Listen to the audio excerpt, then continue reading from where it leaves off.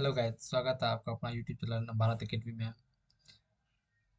तो चलिए आज शुरुआत करते हैं 2023 के जनवरी माह का प्रतियोगिता दर्पण का सार संग्रह। जनवरी माह का है क्योंकि प्रतियोगिता दर्पण को पढ़ना इम्पोर्टेंट इसलिए हो जाता है कि इससे स्टैटिक जीके, चाहे बिहार दुर्गा हो, बिहार एसएससी हो, एसएससी जीडी हो, कोई भी गवर्नमेंट एग्जाम का ही ना हो, तो इससे चांस बनता है क्वेश्चन आने का। तो चलिए आज हम लोग फटाफट देख लेते हैं क्या है क्वेश्चन। आज के सेशन की शुरुआत करते हैं। तो आज हम लोग का पहला क्वेश्चन रहने वाला है, वैदिक साहित्य में सभा और समिति को किस देवता को की दो पुत्रियां कहा गया है? तो प्रजापति की। कहता है वैदिक साहित्य में सभा और समिति को किस देवता की दो पुत्रियां कहा गया है? प्रजापति की। उत्तर वैदिक काल के वेद विरोधी और ब्राह्मण विरोधी धार्मिक अध्यापकों को किस नाम से जाना जाता है? तो सरमन नाम से जाना जाता है। कहता है आरंभिक वैदिक साहित्य में सर्वाधिक वर्णित नदी कौन सा है? तो सिंधु नदी है। कौन क्या है? आरंभिक वैदिक साहित्य में सर्वाधिक वर्णित नदी कौन सा है? सिंधु नदी है। आध्यात्मिक ज्ञान के विषय में नचिकेता और यम का संवाद किस उपनिषद में प्राप्त होता है? तो कठोपनिषद में। आध्यात्मिक ज्ञान के विषय में नचिकेता और यम का संवाद किस उपनिषद में प्राप्त होता है? तो कठोपनिषद में। अधर्व्यूह का अर्थ क्या होता है? यज्ञ करने वाला पुरोहित। अधर्व्यूह का अर्थ क्या होता है? यज्ञ करने वाला पुरोहित। माध्यमिका और योगाचार का संबंध है। माध्यमिका और योगाचार का संबंध किससे है? तो महायान बौद्ध मत के दार्शनिक शाखा महायान बौद्ध मत से है। तथा तीसरी बौद्ध संगति किस शहर में आयोजित की गई थी? कहाँ आयोजित किया गया था? तो पाटलिपुत्र में। तीसरी बौद्ध संगति किस शहर में आयोजित किया गया था? तो पाटलिपुत्र में। भूमि स्पर्श मुद्रा की सारनाथ बुद्ध प्रतिमा संबंधित है का? किसे संबंधित है? तो गुप्त काल से संबंधित है।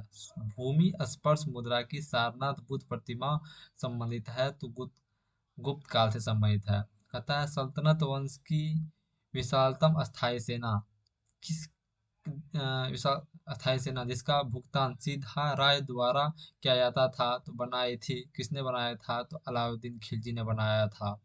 कहता है सल्तनत वंश की विशालतम अस्थायी सेना जिसका भुगतान सीधा राय द्वारा किया जाता था किसने बनाया था? तो अलाउद्दीन खिलजी ने बनाया था। नेक्स्ट क्वेश्चन को बढ़ते हैं। तो हम लोग का नेक्स्ट क्वेश्चन है, सिक्कों पर तारीख लिखने की प्रथा किसने शुरू किया था? तो अलाउद्दीन खिलजी ने। याद रखिएगा, सिक्कों पर तारीख लिखने की प्रथा किसने शुरू किया था? तो अलाउद्दीन खिलजी ने शुरुआत किया था। नेक्स्ट, अब शुरुआत होता है राष्ट्रीय स्वतंत्रता आंदोलन। कहता है वे न तो स्वतंत्र भारत का सपना दे सके और न ही विचार ही। वे न तो स्वतंत्र भारत का सपना दे सके और न ही विचार ही। यह वक्तव्य कांग्रेस के किस विचारधारा से संबंधित है? तो किससे संबंधित है? तो उदारवादी से। क्या कहा है? वे न तो स्वतंत्र भारत का सपना दे सके और न विचार ही। यह वाक्य किस कांग्रेस के विचारधारा से संबंधित है? तो उदारवादी से।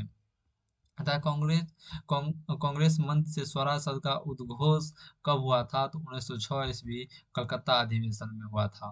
कांग्रेस मंच से स्वराज शब्द का उद्घोष कब हुआ था? तो 1906 के कलकत्ता अधिवेशन में।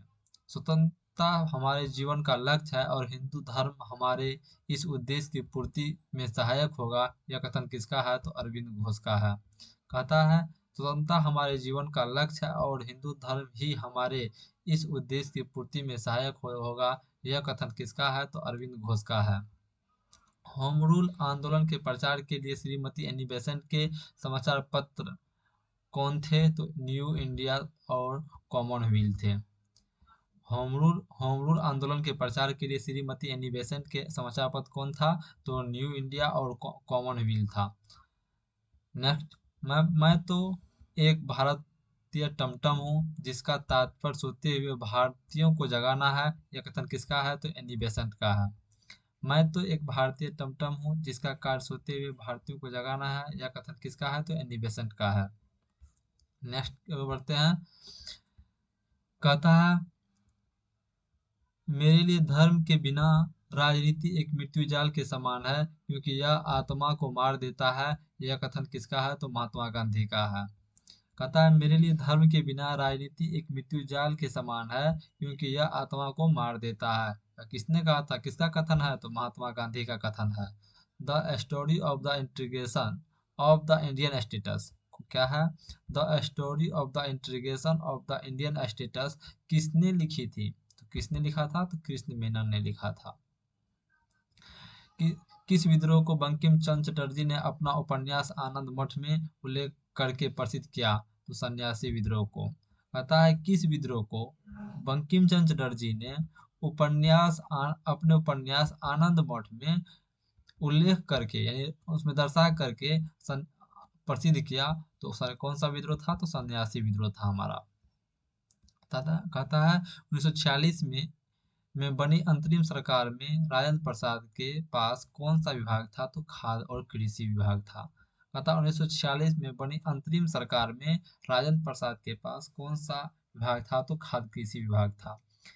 किस अधिनियम के कारण सार्वजनिक रोष की लहर उभरी और जिसके फलस्वरूप जलियांवाला बाग में ब्रिटिश द्वारा जनसंहार की घटना घटी, तो कौन था द रॉलेट एक्ट था।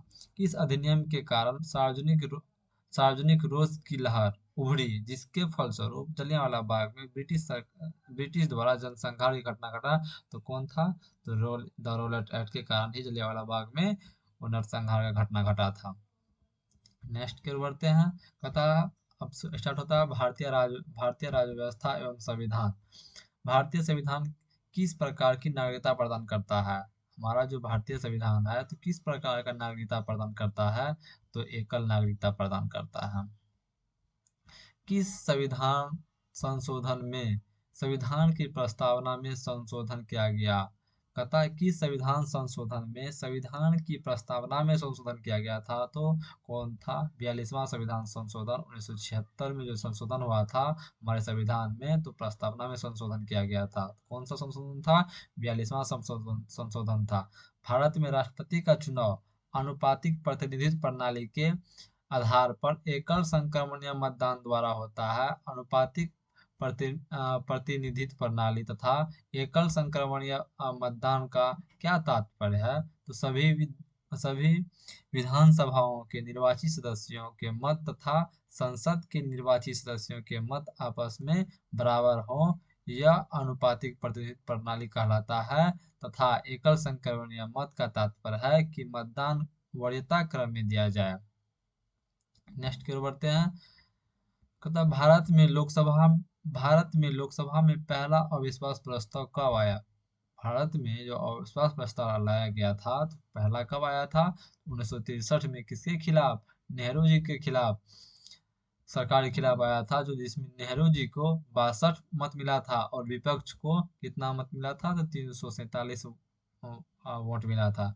भारतीय संघ की कार्यपालिका का प्रधान राष्ट्रपति है और इसमें संघ की कार्यपालिका शक्ति निहित है। कहता है राष्ट्रपति इस शक्ति का प्रयोग किसकी सहायता से करता है, तो केंद्रीय मंत्रिमंडल की सहायता से करता है। कहता है भारतीय संघ की कार्यपालिका का प्रधान राष्ट्रपति होता है और उसमें संघ की कार्यपालिका शक्ति निहित है। राष्ट्रपति इस शक्ति का प्रयोग किसके सहायता से करता है, तो केंद्रीय मंत्रिमंडल की सहायता से करता है। नेक्स्ट, राज्यसभा तथा लोकसभा के संयुक्त अधिवेशन की अध्यक्षता कौन करता है, तो लोकसभा का अध्यक्ष करता है। राज्यसभा और लोकसभा के संयुक्त अधिवेशन जो होता है उसका अध्यक्षता कौन करता है, तो लोकसभा के अध्यक्ष करता है। संविधान के किस भाग को मैग्ना कार्टा कहा जाता है, तो भाग 3 को। संविधान के किस भाग को मैग्ना कार्टा कहा जाता है, तो भाग 3 को मैग्ना कार्टा कहा जाता है। भारतीय संविधान की संघ और राज्यों के बीच शक्ति विभाजन की विधि, मतलब भारतीय संविधान का जो संघ और राज्य के बीच शक्ति विभाजन का जो कानून था किस देश से लिया गया था, तो कनाडा से लिया गया था। नेक्स्ट की ओर बढ़ते हैं। कहता अंतर्राज्यीय परिषद के संबंध में उपबंध संविधान किस अनुच्छेद में वर्णित है, तो किस में वर्णित है, अनुच्छेद 263 में वर्णित है। कहता अंतर्राज्यीय परिषद के संबंध में उपबंध संविधान किस अनुच्छेद में वर्णित है, तो अनुच्छेद किस में वर्णित है, 263 में। सरकारी उपक्रम समिति, कौन, सरकारी उपक्रम समिति में 22 सदस्य होते हैं। इसमें लोकसभा और राज्यसभा में कितने सदस्य होते हैं? तो लोकसभा में 15 और राज्यसभा में 7 सदस्य होते हैं। कहता है सरकारी उपक्रम समिति में कुल 22 सदस्य होता है, और इसमें लोकसभा में 15 और राज्यसभा में 7 सदस्य होता है। नेक्स्ट की ओर बढ़ते हैं। अब है भारत एवं विश्व का भूगोल। कहता है दूर संचार के लिए वायुमंडल, मतलब दूर संचार के लिए वायुमंडल की किस परत का उपयोग किया जाता है? तो आयन मंडल के लिए उपयोग किया जाता है। हमारे वायुमंडल की सबसे निचली परत है क्षोभ मंडल। कौन है? हमारे वायुमंडल की सबसे निचला परत है क्षोभ मंडल। जो क्षोभ मंडल जो है समुद्र तल से लगभग 10 किलोमीटर ऊपर तक फैला हुआ है, मतलब समुद्र तल से 10 किलोमीटर ऊपर तक जो है क्षोभ मंडल है। नेक्स्ट, हमारे वायुमंडल की ऊपरी सीमा बहिर्मंडल है। कौन है? बहिर्मंडल। यह थर्मोस्फीयर के ऊपर से लेकर 10,000 किलोमीटर तक, कहाँ तक? 10,000 किलोमीटर तक फैला हुआ है। किस देश में पंपास घास का मैदान? कहाँ है पंपास घास का मैदान? अर्जेंटीना में। पंपास घास का मैदान कहाँ है? अर्जेंटीना में। मेजिनोट रेखा, कौन रेखा? मेजिनोट रेखा किस देश के बीच स्थित है? तो फ्रांस और जर्मनी के बीच स्थित है। मेजिनोट रेखा किस देश के बीच स्थित है? तो फ्रांस और जर्मनी के बीच स्थित है। बंगाल की खाड़ी में अंडमान द्वीप को निकोबार द्वीप से कौन सा चैनल अलग करता है? कहता है बंगाल की खाड़ी में अंडमान द्वीप और निकोबार द्वीप से कौन सा चैनल अलग करता है? करता है तो 10 डिग्री चैनल। यह चैनल 10 डिग्री चैनल जो है 150 किलोमीटर चौड़ा है। नेक्स्ट की ओर बढ़ते हैं। कहता है चूटक, कौन परियोजना? चूटक जल विद्युत परियोजना किस राज्य में स्थित है? तो लद्दाख संघ राज्य क्षेत्र के कारगिल जिले में। किस जिले में? लद्दाख संघ राज्य क्षेत्र के कारगिल जिले में। कौन परियोजना? चूटक जल परियोजना। कहता है कैनियन ग्रैंड कैनियन जो एक घाटी का उदाहरण है एवं एक अपरदनजन्य भूभाग है, स्थित किस में है? किस देश में है? तो अमेरिका में है। सतलुज नदी किस दर्रे से होकर भारत में प्रवेश करता है? कहता है सतलुज नदी किस दर्रे से होकर भारत में प्रवेश करता है? तो कौन सा दर्रा है? सिपकिला दर्रा से होकर भारत में प्रवेश करता है। कहता है भारतीय राष्ट्र सरकार ने पहली राष्ट्रीय वन नीति कब जारी किया था? तो पहली राष्ट्रीय वन नीति 1952 में जारी किया था। नेक्स्ट की ओर बढ़ते हैं। अब है पर्यावरण एवं जैव विविधता। कहता है आयु आयुसियन यहाँ क्या है? ए है। IUCN IUCN red list of threatened species, जिसे आयुसियन रेड लिस्ट भी कहा जाता है, या और जानवरों की स्थिति और अन्य जीवों को विलुप्त होने का खतरा है को वर्गीकृत करने के लिए सबसे प्रसिद्ध मूल्यांकन प्रणाली में से एक है। IUCN red list of threatened species की स्थापना कब हुआ था? तो 1964 में हुआ था। कब हुआ था? 1964 में। रियो डी जेनेरियो ब्राजील में यूएनसीईडी 1992 में किस घोषणा पत्र पर हस्ताक्षर किए थे? तो एजेंडा 21। कहता है रियो डी जेनेरियो ब्राजील में यूएनसीईडी 1992 में किस घोषणा पत्र पर हस्ताक्षर किए थे? तो एजेंडा 21 में। भारत में हिम तेंदुआ परियोजना आरंभ कब हुआ था? तो 2009 में। हिम तेंदुआ परियोजना 2009 में। हाथी परियोजना, भारत में हाथी परियोजना कब आरंभ हुआ था? तो 1992 में।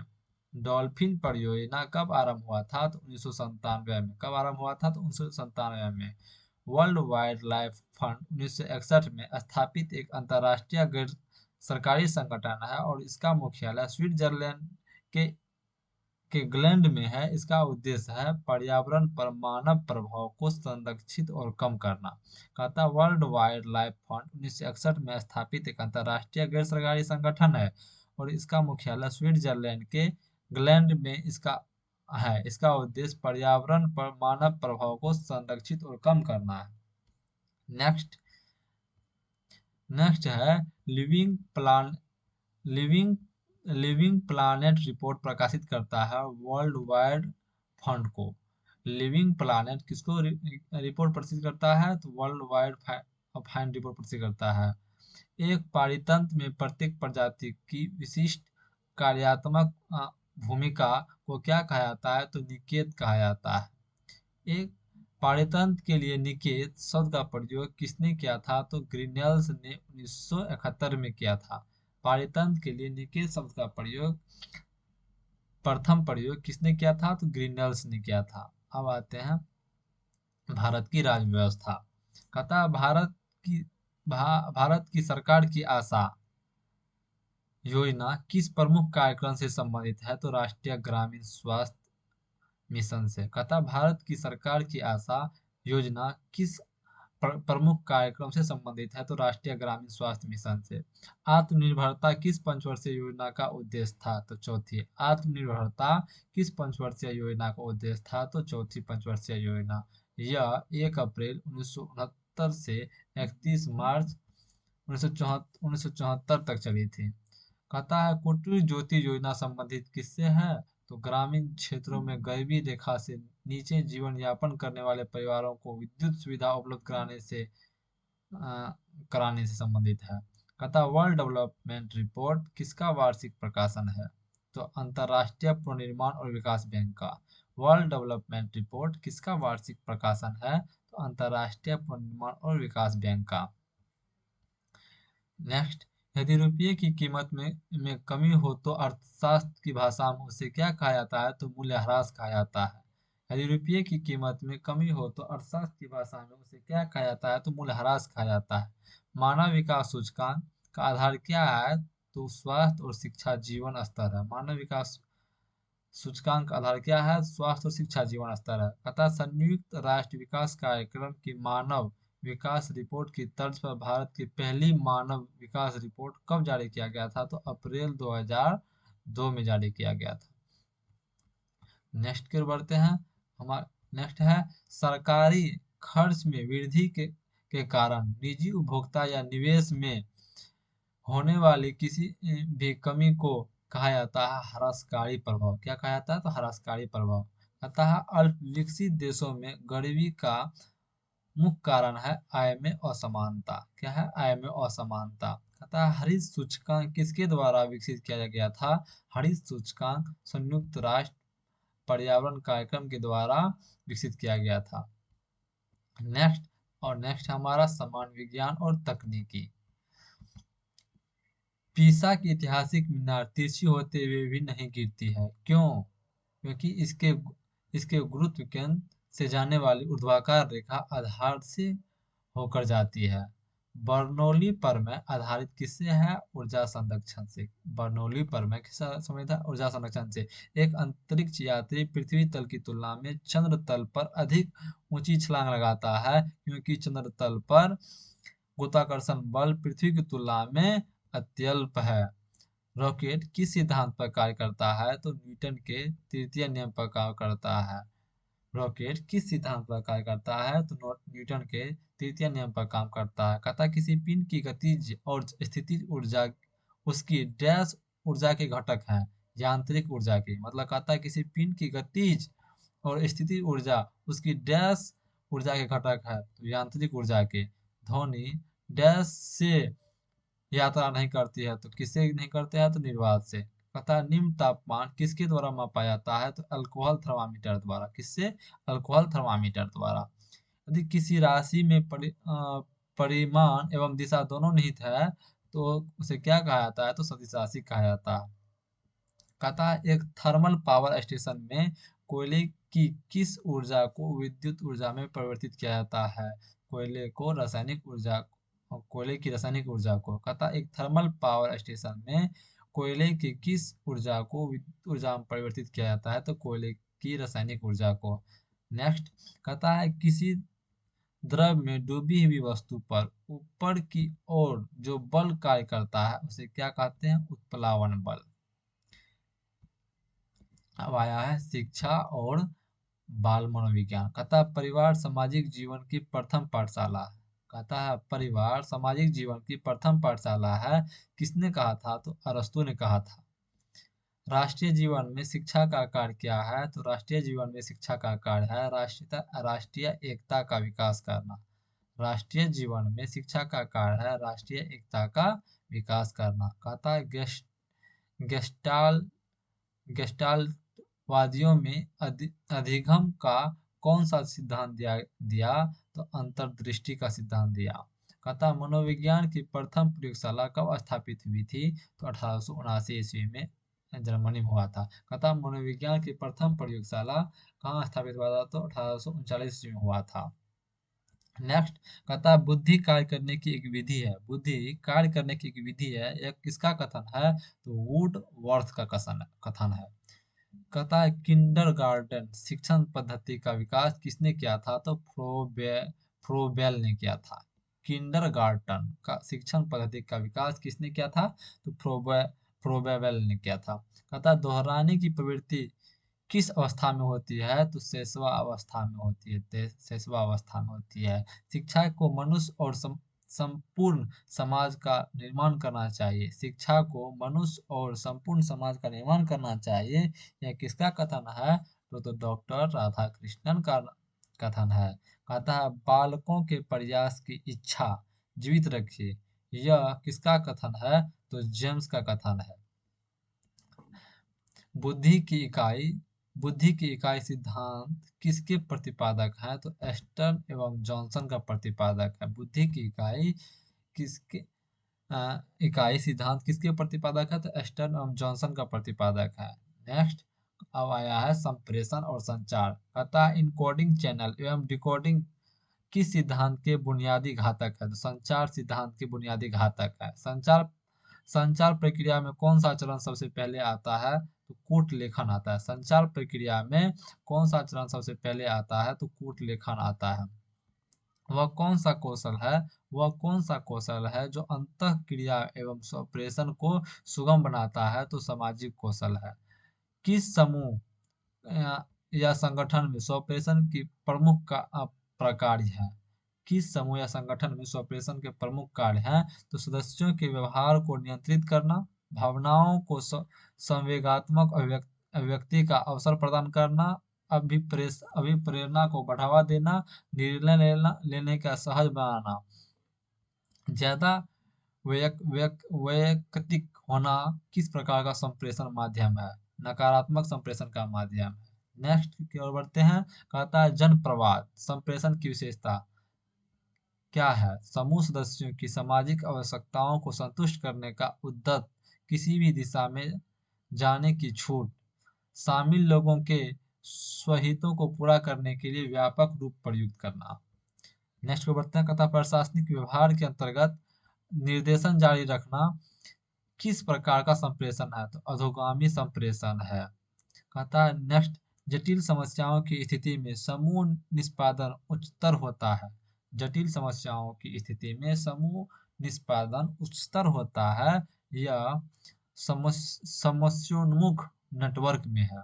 कहता है कालिक संप्रेषण का अध्ययन जाना जाता है क्रोनेमिक्स के रूप में। किसमें क्रोनेमिक्स के रूप में। संचार की वह स्थिति जिसमें मनुष्य एकांकी खुद से बात करता है कहलाता है अंतर्वैयक्तिक संचार कहलाता है। क्या कहलाता है अंतर्वैयक्तिक संचार कहलाता है। अब आया है खेलकूद। आयरन शब्द किस खेल से संबंधित है तो गोल्फ से। आयरन शब्द किस खेल से संबंधित है तो गोल्फ से। क्रिकेट के पिच की लंबाई कितनी होती है 20.12 मीटर। क्रिकेट की लंबाई पिच की लंबाई 20.12 मीटर होता है। क्रिकेट में प्रयुक्त गेंद की परिधि होता है 22.4 सेंटीमीटर से 22.9 सेंटीमीटर के बीच। क्रिकेट में प्रयुक्त गेंद की परिधि कितना होता है 22.4 से 22.9 सेंटीमीटर के बीच। क्रिकेट में बल्ल की अधिकतम अनुमत लंबाई कितनी होती है तो 38 इंच। क्रिकेट में बल्ले की अधिकतम लंबाई कितना होता है तो 38 इंच होता है। क्रिकेट में भूमि से स्टंप की ऊंचाई कितनी होती है तो 27 इंच। क्रिकेट में भूमि से स्टंप की ऊंचाई कितनी होती है तो 27 इंच होता है। क्रिकेट में प्रयुक्त गेंद का वजन कितना होता है 159.9 ग्राम से 159.9 ग्राम से 163 ग्राम तक होता है। फुटबॉल में गोल पोस्ट की चौड़ाई कितना होता है तो 7.32 मीटर होता है। फुटबॉल में गोल पोस्ट की चौड़ाई कितना होता है 7.32 मीटर होता है। हॉकी के मैदान में गोल पोस्ट की चौड़ाई कितना होता है? 3.66 मीटर होता है, 3.66 मीटर। बैडमिंटन में नेट की जमीन से ऊंचाई कितना होता है? 1.59 मीटर होता है। कहता है बैडमिंटन में नेट की जमीन से ऊंचाई 1.59 मीटर होता है। कहता है लॉन टेनिस में प्रयुक्त गेंद का वजन 56.7 ग्राम से 58.5 ग्राम के बीच होता है। अब आया है कृषि। चना की फसल में किस रोग की आने की संभावना होती है? तो उकटा यानी विल्ट रोग। चना की फसल में किस रोग की आने की संभावना होती है? विल्ट रोग। गेहूं का काला टिक रोग। गेहूं का काला टिका रोग किसके कारण होता है? तो फफूंदी के कारण होता है, फफूंदी के कारण होता है। नेक्स्ट की ओर बढ़ते हैं। हम लोग का नेक्स्ट है, कहता है बोनी किस फसल की प्रजाति है? बोनी किस फसल की प्रजाति है? तो टमाटर की। फूलों का अध्ययन एंथेलॉजी। फूलों का अध्ययन एंथेलॉजी। भारत के विभिन्न क्षेत्रों में उत्पादित सुल्तान, गुलाबी और काली चंपा प्रमुख फूलों में किसकी किस्में हैं? अंगूर की। हरी खाद वाली किसको? हरी खाद वाली फसलों में से किसमें नाइट्रोजन की मात्रा सर्वाधिक पाई जाती है? तो बोरा। हरी खाद वाली फसलों में से किसमें नाइट्रोजन की मात्रा सबसे अधिक पाई जाती है? तो बोरा। राज्यों में कौन इलायची में काली मिर्च का सबसे बड़ा उत्पादक है? राज्यों में कौन इलायची और काली मिर्च का सबसे बड़ा उत्पादक राज्य है? तो केरल है। कहता राष्ट्रीय केला अनुसंधान केंद्र। कौन? राष्ट्रीय केला अनुसंधान केंद्र स्थित है कहाँ? त्रिची तमिलनाडु में। कहाँ? त्रिची तमिलनाडु। कौन सा फसल चक्र पूर्वी उत्तर प्रदेश, पूर्वी उत्तर प्रदेश के लिए सर्वाधिक उपयुक्त है माना जाता है? तो धान मक्का गेहूं। पूर्वी उत्तर प्रदेश के लिए धान मक्का गेहूं। शक्तिमान 1 और शक्तिमान 2 अनुवांशिक परिवर्तित फसलें हैं किसकी? मक्का की। शक्तिमान 1 और शक्तिमान 2 अनुवांशिक परिवर्तित फसलें किसका है? तो मक्का की। अब आया है कंप्यूटर विज्ञान। कहता है 1024 किलो बाइट बराबर होता है 1 मेगाबाइट के बराबर। 1 मेगाबाइट के बराबर। एक्सेल स्प्रेडशीट की मूल इकाई जहां पर डाटा एंट्री की जाती है कहलाती है सेल कहलाता है। क्या कहलाता है? सेल कहलाता है। गूगल ने किस वेब ब्राउज़र को विकसित किया था? क्रोम को। गूगल ने किस वेब ब्राउज़र को विकसित किया था? तो क्रोम को। विप्रो कंपनी के प्रमुख कौन है? तो अजीम प्रेमजी। अजीम प्रेमजी। विप्रो कंपनी। कंप्यूटर में फैलने वाला वायरस कंप्यूटर प्रोग्राम है। कंप्यूटर में फैलने वाला वायरस कौन है? कंप्यूटर प्रोग्राम है। स्पैम किस विषय से संबंधित शब्द है? कंप्यूटर से। स्पैम किस विषय से संबंधित शब्द है? कंप्यूटर से। बायडू पैकेट्स और कुकीज। और कौन? कुकीज में से कौन सा एक सर्च इंजन है? तो बायडू है। बायडू। कौन? बायडू। कहता है वीडियो कॉन्फ्रेंसिंग हेतु प्रिंटर, स्कैनर, वेबकैम और माउस में से कौन सा डिवाइस अनिवार्य है? तो वेबकैम अनिवार्य है। कौन? वेबकैम। एचटीपी का पूरा नाम क्या है? तो हाइपरटेक्ट हाइपरटेक्ट हाइपरटेक्ट ट्रांसफर प्रोटोकॉल। क्या? हाइपरटेक्ट ट्रांसफर प्रोटोकॉल। किसका? एचटीपी का पुराना। एचटीटीपी का पुराना। कंप्यूटर की स्मृति का मापन किसके द्वारा किया जाता है? तो बिट्स के द्वारा किया जाता है। कंप्यूटर के स्मृति का मापन बिट्स के द्वारा किया जाता है। अब हम लोग का आया है नेक्स्ट। नेक्स्ट आया है विविध। आता है देवघूमर, चक्री, गणगौर, चंग और कालबेलिया आदि किस राज्य के लोकप्रिय नृत्य हैं? तो राजस्थान का। कौन? देवघूमर। देवघूमर, चकरी, गणगौर, चंग, कालबेलिया किस राज्य का प्रमुख नृत्य है? तो कहाँ का है? तो राजस्थान का है। बाखो, बखेन, सामा चकवा, विदेशिया, जटाजटीन, पनवरिया किस राज्य का लोक नृत्य है? तो बिहार का है। कौन कौन है? एक बार फिर से देख लेंगे। तो बाखो बखेन, समा चकेवा, विदेशिया, जटाजटीन, पनवारिया किस राज्य का प्रमुख नृत्य है? तो बिहार का। आडा, खाड़ा नाच, सेलाव दोनी, मानज, फूलपत्ती ग्रीडा किस राज्य का प्रमुख लोक नृत्य है? तो मध्य प्रदेश का। आता है बिहू, नाग नृत्य, खेल गोपाल, नट पूजा, महारास, केनो और झुमरा होवनाई किस राज्य का लोकप्रिय नृत्य है? तो असम का है। कौन कौन है? बिहू, नाग नृत्य, खेल गोपाल, नट पूजा, महारास, केनो, झुमरा, होवनाई किस राज्य के लोकप्रिय लोक नृत्य है? तो असम का है। विष्णु के पांचवें अवतार को डैश अवतार रूप में माना जाता है? तो वामन अवतार के रूप में माना जाता है। वार वार वारली चित्रकला किस प्रांत की प्रचलित शैली है? तो महाराष्ट्र की। वारली चित्रकला किस प्रांत की प्रचलित शैली है? महाराष्ट्र की। पट चित्रकला किस प्रांत की प्रचलित शैली है? उड़ीसा की। पट चित्रकला किस प्रांत की प्रचलित शैली है? उड़ीसा की। पहाड़ या पहाड़ी पहाड़ या पहाड़ी कौन? पहाड़ या पहाड़ी कला किस प्रांत की प्रचलित शैली है? तो राजस्थान की। नेक्स्ट कहता है किस राज्य में प्रसिद्ध प्रसिद्ध नव कलेवर त्योहार मनाया जाता है? तो उड़ीसा में। नव कलेवर त्योहार कहाँ मनाया जाता है? उड़ीसा में मनाया जाता है। नव कलेवर त्योहार कहाँ मनाया जाता है? उड़ीसा में मनाया जाता है।